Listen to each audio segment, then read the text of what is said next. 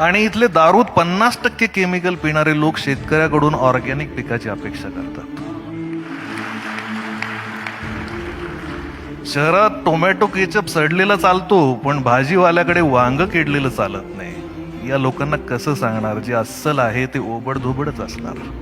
जे संघर्षातून तुकाराम मुंडे होतो तो कठोरच वाटणार. कारण जे जे ऑर्गॅनिक आहे ते असंच. एकाच आकारात मिळणारी नाजूक आणि सुंदर फळं मालकाने केमिकलचं इंजेक्शन दिलेली असतात.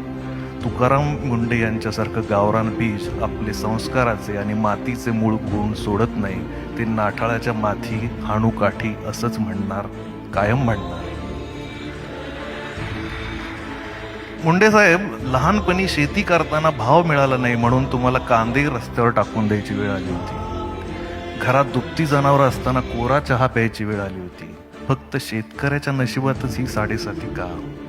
शेतकरी चळवळीत असताना शेतकऱ्याच्या कुठल्याही प्रश्नावर पाना फुटणारी ही मंडळी आम्ही बहुमताने मंत्रालयात निवडून पाठवली की भाकड का होतात?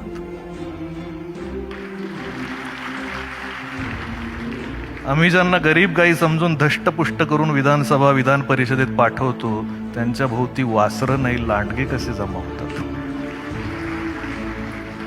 आमच्या मतदानात पण भेसळ होते, जरा लक्ष द्या. मंत्रालयात 100 पैकी 99 शेतकऱ्याची पोरं म्हणून घेतात, पण 99 पैकी 91 शेतकऱ्याचे दुश्मन का होतात?